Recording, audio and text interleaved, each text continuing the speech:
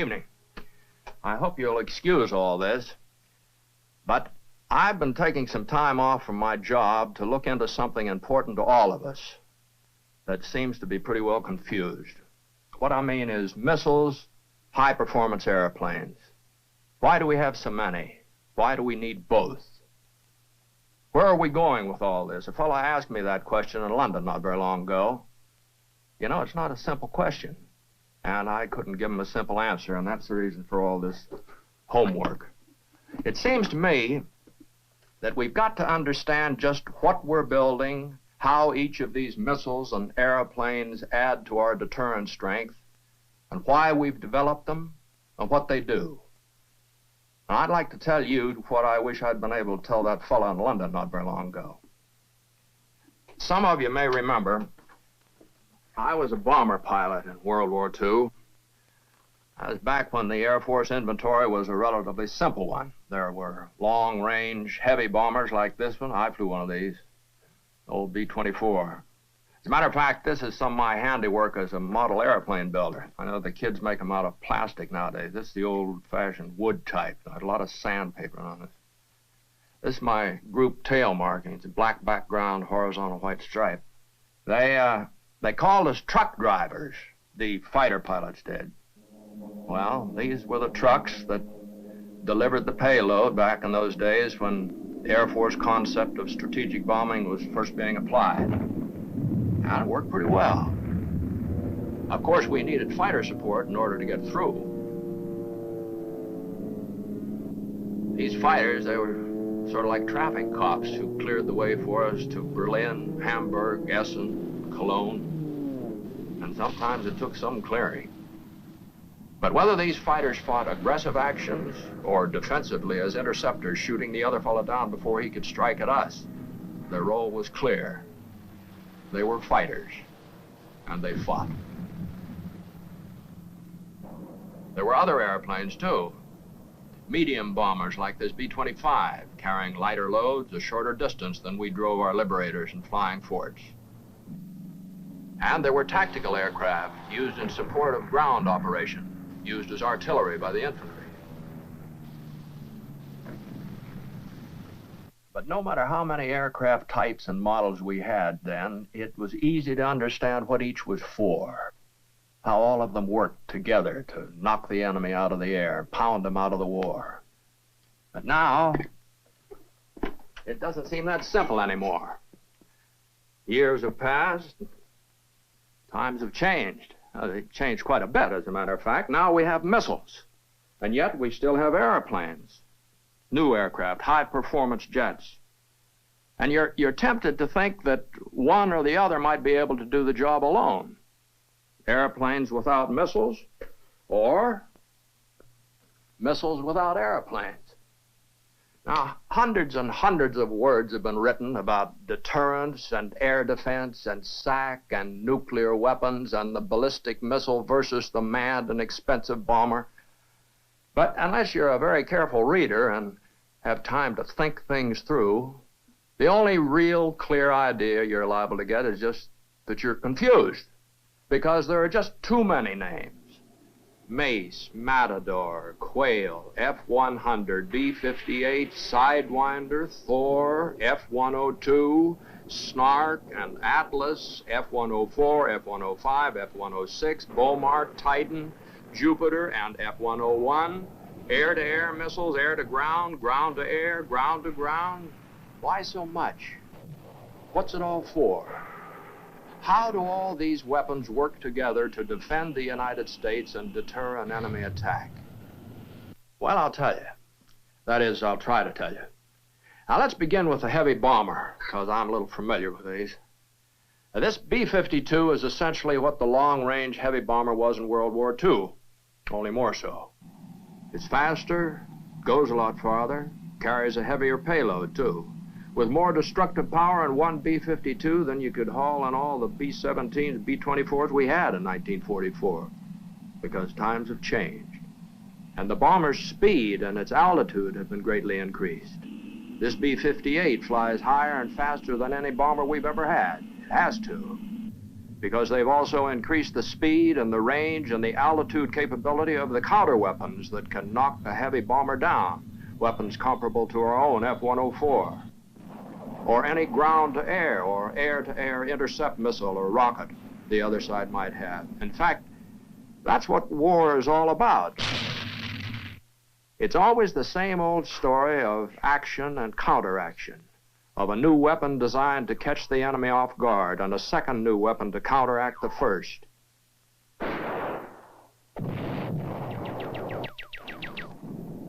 Every aircraft and every missile we have today has been developed within this pattern to prepare or to meet some new unexpected weapon.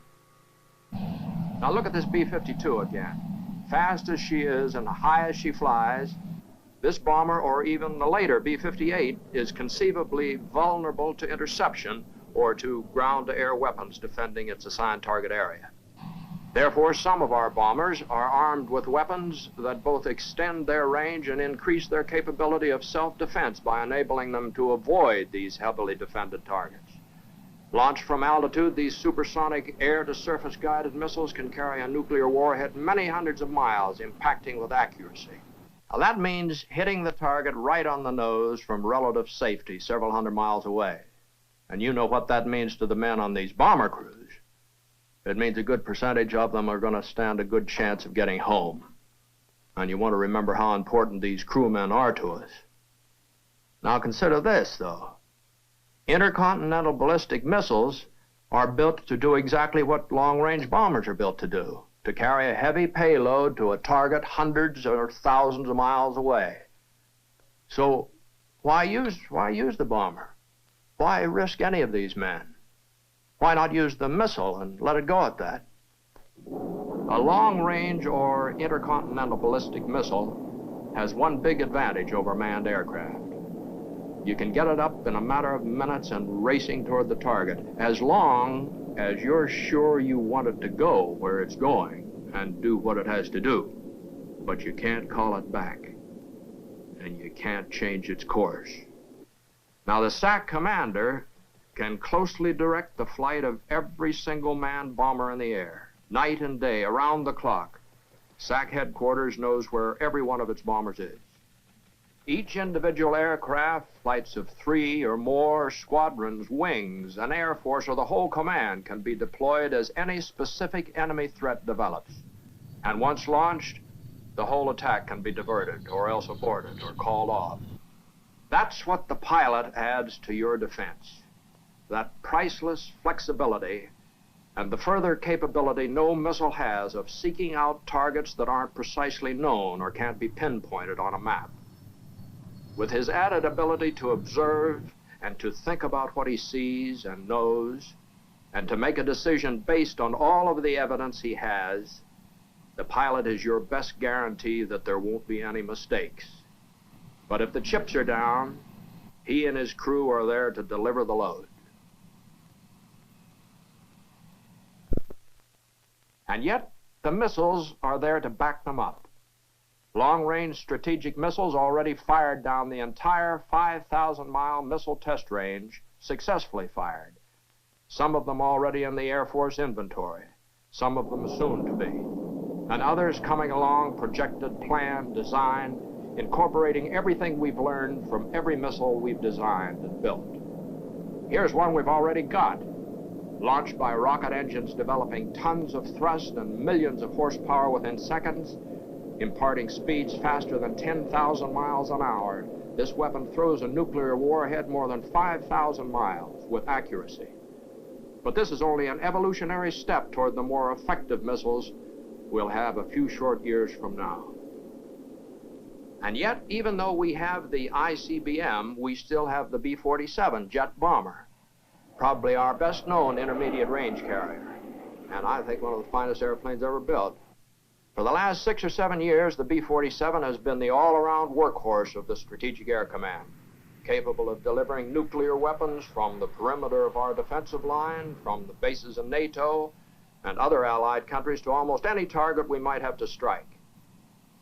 And just as the I.C.B.M. blends with the long-range man-bomber, there are intermediate-range ballistic missiles supporting the B-47, Operational missiles successfully fired 1,500 miles or more, with which we and our allies can pose an additional effective counter threat along that same perimeter defended by the manned B-47 now. But right here, it begins to get more complex, because there are other missiles working with our aircraft too. It's not just a question of having a long-range bomber and an intercontinental ballistic missile, or having a B-47 and an intermediate-range missile too. These weapons alone aren't enough to guarantee survival. Now, let's look at that long-range bomber again and see what it takes to get it through to the target now. Because it's big enough to carry auxiliary equipment and crew, this bomber has a good chance of survival at any operating altitude. The crew can select the best altitude and tactics for penetrating enemy defenses and put the load exactly where they want it to go. This auxiliary equipment includes diversionary missiles like this one that we can drop or launch from the air to expose, decoy, or destroy ground weapons. Now, this diversionary or countermeasures missile is a strategic weapon, just like a manned bomber or the I.C.B.M. They all work together to get the payload through and knock the enemy out of the war. Now, that's SAC's role in the Air Force mission today, but that's just part of the story. Jet airplanes, I.C.B.M.s, have put the United States well within range of almost anybody that would want to take a crack at us. Now, SAC's deterrent force, its long-range capability, has so far prevented that. It's Air Defense Command's responsibility to make sure that if the other fellow decides to come on over, he won't get through. When any unidentified flying object enters our radar net, the air defense system is at once alerted. The fighter interceptor scrambles to make a positive identification of the suspect. If it's a hostile intruder, the pilot notifies the defense commander and attacks. Other fighter interceptor aircraft are then scrambled out so that maximum attrition may be brought to bear on the attacking force before the enemy can get within range to release its air-to-surface missiles and decoys. The old machine gun and the 275 rocket with which interceptors were armed in World War II are obsolete now. Today, these aircraft carry missiles like this one, either a beam rider or an infrared homing missile. Or this one here, another infrared homing or target-seeking guided missile. Or this one. Some consider it the best of all these air-launched missiles. This is actually a rocket with an atomic warhead, a highly effective defensive weapon. But if the attacking force still penetrates within range, our surface-to-air missiles then take over the brunt of the attack. This interceptor missile, a key ADC weapon, is a dependable and accurately guided Mach 3 missile with an effective range up to 200 miles. It will have a 400-mile capability in the near future. Now, in addition to having this range, it's a real good weapon up at those altitudes where fighter aircraft can't operate too well. Control provided by SAGE centers enables employment of both fighter interceptors and surface-to-air missiles in the same airspace. So you see, this missile and the fighter employed as an interceptor are complementary to each other in defending us against air attack. Now, that's the Air Defense Command story today. But there's one other area of Air Force responsibility, tactical air. Now, while it's very essential in a general war, tactical air is particularly tailored for local or small wars. During 1958, the Composite Air Strike Force, the firemen of the U.S.-based tactical air forces, deployed to the Middle East and Far East in support of our national policy. In the Lebanese situation, F-100D aircraft flew non-stop with night in-flight refueling from Myrtle Beach, South Carolina, to Adana, Turkey in a little over 12 hours. The tactical fighter is a multi-purpose weapon. It delivers nuclear weapons by dive bombing straight down into the target, by toss bombing, and by what the trade calls over-the-shoulder bombing.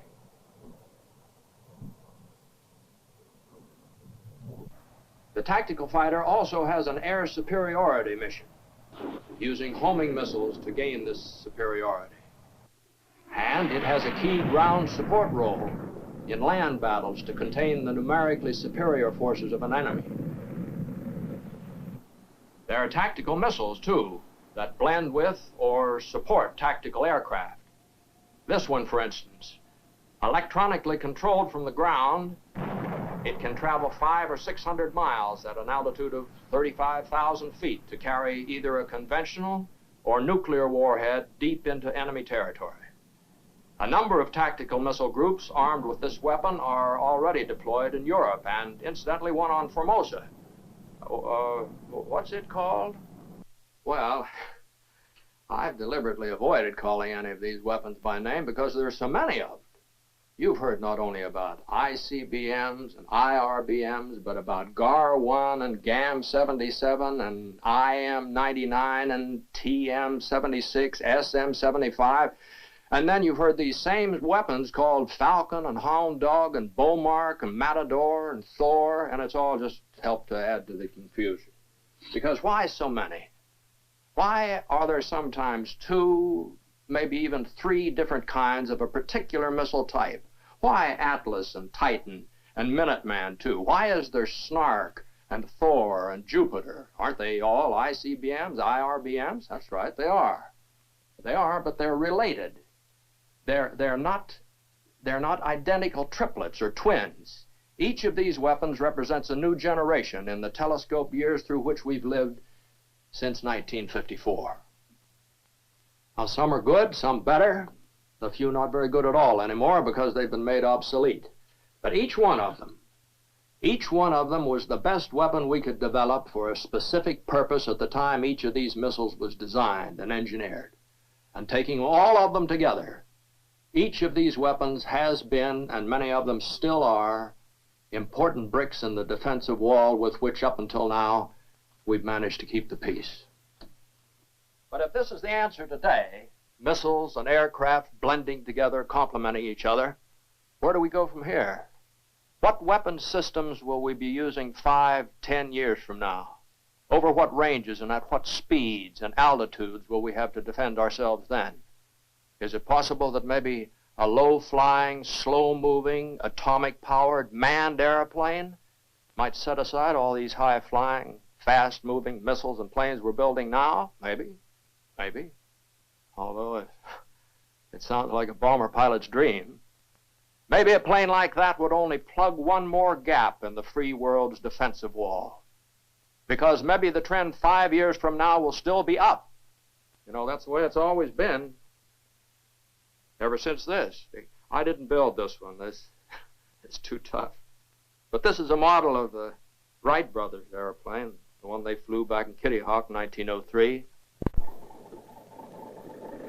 And ever since then, the trend has been up to increasing speed, at increasing altitude, to flying higher and farther and faster than the other boat. But right about here, in the early days of World War II, when flights above 10, 15,000 feet first became commonplace, we encountered something new. Because of the thinning out of the air, pilots and crewmen first began to take their own ground-level atmosphere along with them. But the race for speed and altitude went on. And for quite some time now, the military aircraft has been a sealed vehicle traveling at altitudes at which man can't normally survive without wearing special clothes and without bringing oxygen along with him. Not slowly, but almost by leaps and bounds, this aircraft has been evolving toward a true spacecraft. Because what is space? Or what's the difference between air and space? Where does air, in which the Air Force has always worked, come to an end? And where does space begin? Maybe there isn't any difference between them. Maybe, except for the thinning out of the Earth's atmosphere, air and space are the same thing. Maybe, as far as flight is concerned, Air Force crews have been making space or space equivalent flights ever since they first left their natural habitat back in 1942, 43. Now, if that's true, today's high-performance jet aircraft is more than ever a spacecraft. This morning's flight of an Air Force bomber crew at speeds in excess of Mach 1 and at altitudes over 60,000 feet is really very much like the experience men will have on their first flights in tomorrow's true spacecraft. And the day of that first true space flight isn't very far away either. For as we go racing into the future, the airplane and the ballistic missile come closer and closer together, each one evolving toward the ideal long-range weapon system combining the advantages of both. One you can get right off the ground at maximum speed and up to altitude, but also one that you can divert or else recall. You give this experimental airplane the speed and altitude the missile has, or put this cockpit or control panel detached in its blockhouse now, put that back into the missile's airframe, and then give the pilot the equipment he needs to withstand acceleration and heat and to overcome weightlessness of zero gravity. You lick these problems and a few more like them, and you won't have a man and a missile. You'll have an Air Force pilot in a spacecraft. Man will be in space. And that may happen a whole lot sooner than we think it will. Because space is, for us, what the unknown land once was, the uncharted sea. A place into which all of man's history, everything he is and all that he's ever been and done, compels him to move. He has no choice. And, like the explorers of the past, he may have to fight up there. And that's why the Air Force has to do what it's always had to do. Get up higher and go faster than the other fella. Because war, if it comes, it'll not confine itself to air, but it'll expand into the billions of space miles surrounding us. That's the only way it all makes sense. Missiles and airplanes both defending us today, and manned spacecraft tomorrow. Now, I don't know whether I've answered all the questions we started out with. Why so many weapons? What are they for? What are we doing with this big force? I think we're buying more than the aircraft and the missiles we've been talking about. I think we're buying peace. I think we're investing in the future by deterring war. We have to, because, well, look here. The lights are on in my house tonight. My wife and children are asleep upstairs. And we've got to keep it that way. Lights burning, children asleep, and peace and security everywhere.